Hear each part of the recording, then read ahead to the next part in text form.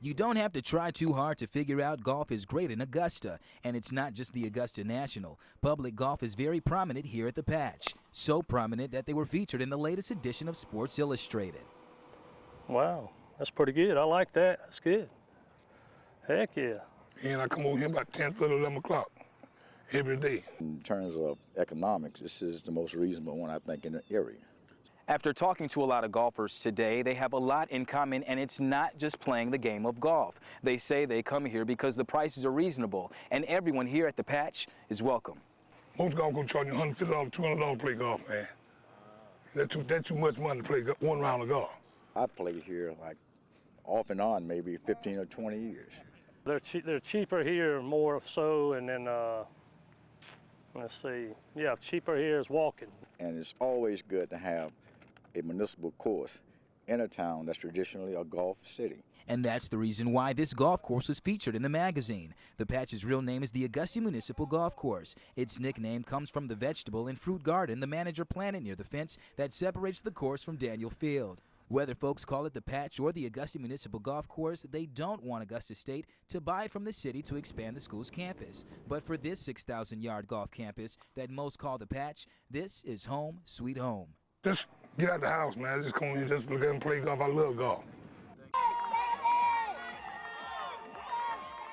It was anything but a lazy Sunday for this group of Augusta children. From swimming to biking to running, these special kids prove that they can do anything they put their minds to. For Stanley Hawes, he likes a challenge. I feel good about it because I'm always in athletics, staying fit. That's what today's Try My Best Triathlon was all about. It's important for every individual to be able to participate in healthy activities of living. And this gives children who maybe have limited abilities to participate in standard events. Sunday's competition was a dream come true for organizer Judy Bierman. She and others have been working to make the triathlon a reality for over a year, something the Rawat family is grateful for. It's a wonderful opportunity for us. My daughter has been very excited about it. She's been training all week, and she's looking forward to winning. Winning is what Kiara did, pushing herself through all the events, using a walker to get over the finish line. She and her parents travel from India to Augusta every year for her physical therapy treatments. Now they will leave inspired. We've started telling people back in India about this experience, and we hope to get something like this started in India someday. Something Stanley likes to hear, because after all, we need somewhere to compete. We need a place where we could show what we can do. Boy, there's a beauty. Look at this. Clyde Jarosik has owned Jarosik's Berry Plantation in North Augusta for more than 30 years, but he says this year was a little different. This has been the heaviest pollen that I ever saw. Some days we would be out here working in the field doing cleanup activities, and the pollen would be blowing in waves, almost like you were looking at the ocean. You'd just see in waves of it blowing over the fields. I've never seen that much before. And it's because of that pollen and the cold winter weather that customers had to wait until this weekend to get their hands on these berries. The main thing was communicating with so many of our customers. They're very used to us opening here by Masters Week, and definitely before Easter usually. Yeah, this field right here is where my crew will be tomorrow. This is ready to be picked tomorrow. Jarosik says it could have been worse had it not been for that one day of rain. That was a real godsend when we got a little bit of rain to wash it off and clean things up, and now it's pretty well settled down. While sometimes there's no telling what the weather will do, Jarosik says he's ready for whatever comes his way, but he says he remains confident that his berries will still be as great as they've been in the past. Once we really get moving here, we will be harvesting over 1,000 gallons a day every day. We have to take it a day at a time, and it's pretty much in God's hands. That's the way it really works. We are just His stewards, and we do the best we can. Oh yeah, look at these. Truck after truck of temporary rail lines rolled into Abbeville by mid-afternoon as crews work to get the main rail line back open. From the air, it's clear how bad this wreck is. You can see some rail cars even lost their wheels. Up closer to the crash site, floodlights are markers that this cleanup will go well into the night. Well, basically, they're going to work 24/7, and they're going to clean this wreck up. They want to open the railroad back up so we can start running trains. The last 28 cars of the eastbound CSX train derailed. The remaining 65 cars were able to detach and pull away. The main concern with the crash is a tanker filled with methanol, a highly flammable gas. The contractors cleaning up the wreck are still trying to figure out how to get that dangerous chemical out, while the only thing that actually spilled during the derailment was propane diol, a chemical that's used in ATV antifreeze and several household cleaners. Officials say that spill is contained and is no threat to the public. Our goal is to get this wreck cleared up, get that tank car, methanol in place, out of there. We will handle that car with kid gloves, I assure you. Early in the day, mandatory evacuations forced an estimated 1,000 people out of their homes. Air quality tests later proved that there was no immediate danger. Most of those were allowed to return home. Robert Marsh was one of those forced to leave. He says he's lived next to the railroad tracks for 25 years and never seen anything like this. I ain't put more time on that bit. Bang! Bang! It's still not exactly clear what caused the train to derail, but railroad investigators will be on the scene for the next several days, looking for clues as the wreckage is removed. Law enforcement officers went door to door arresting parole violators. They called it Operation Augusta Community Impact. This is video News Channel 6 shot while investigators questioned people they called suspicious. Deputies ran checks on all of them to see if there were any warrants out for their arrest. If so, deputies took the suspects to jail. It began Wednesday and ended Friday, targeting communities like Harrisburg, Barton Village, and Old Town. But neighbors in those communities have mixed emotions about the operation. You can't just randomly pick people to harass. I mean, that's what it is. It's harassment. I could see how Richmond County would want to sweep through this area in particular. And that area is just a few blocks away from the Richmond County Sheriff's Office. Yesterday, Richmond County Captain Scott Gay said in most cases, people who violate their parole are committing new crimes. But for this resident, this is their version of cleaning up the streets, but they're not addressing the fundamental problems of like the class differences and the differences in economic status. Just not even half a mile from here, it can get pretty sketchy. And it's I mean, I don't see how that would be a bad thing to pick up people who are, jumping probation or something like that. There's 4 footprints side by side. You're gonna go stand on the footprints. Do we understand? Aye, sir. Get off the bus. Teachers are typically used to giving commands, not receiving them.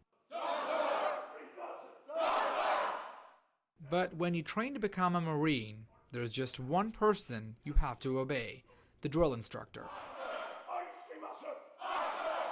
Well, I think the teachers would love to have some of the abilities and techniques that the drill sergeants employ. However, I don't think that we've gotten it down pat as good as they have. Teachers from the CSRA joined hundreds of educators from the Southeast, learning what it takes to be a Marine. Honestly, I didn't know much about the military at all, and I've been really pleasantly surprised at how much I've learned about the Marines and just military life in general. I think the endurance of it is kind of difficult, from the obstacle courses to the times that you have to get up and all of the directions that you have to be familiar with.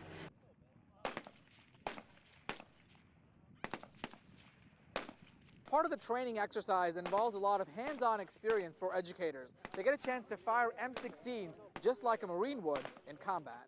I think the biggest surprise has probably been just how incredibly mentally challenging it is. We all know that boot camp is going to be such a physical process, but the mental challenge here is unreal. And just talking to the recruits, you can just see it all over their faces. Teachers say while they're somewhat familiar with ROTC programs in schools, the boot camp really teaches them which students would benefit the most from military training.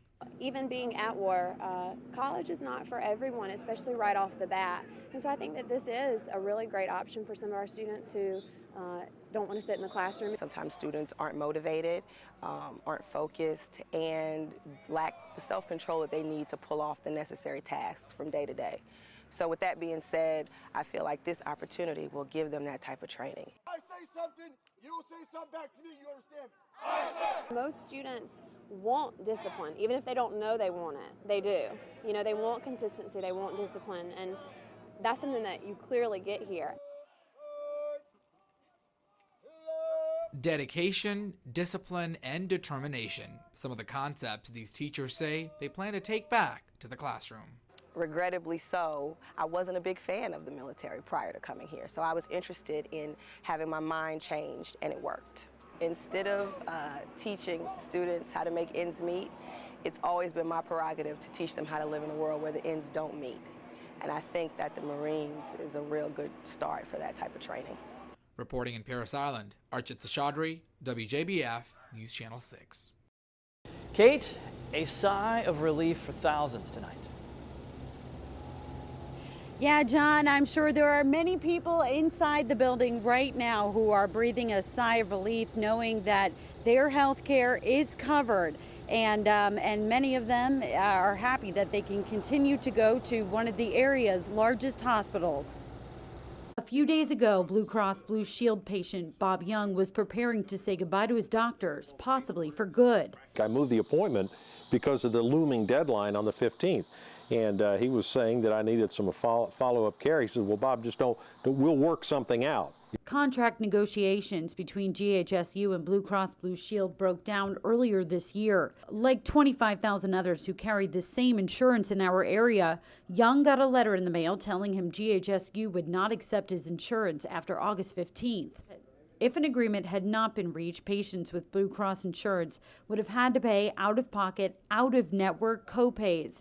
Like so many others, Young says he's relieved to hear the hospital and the insurance company finally struck a deal, and he will still be covered. I think that's good news, and it's a smart move on the part of the medical institution and Blue Cross Blue Shield.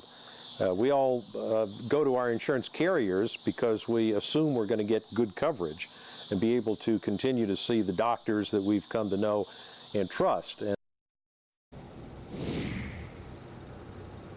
And the good news is this is a multi-year agreement. Today, hospital officials released a statement, and the insurance company says that they apologize for any stress that they may have put on the community during this agreement process.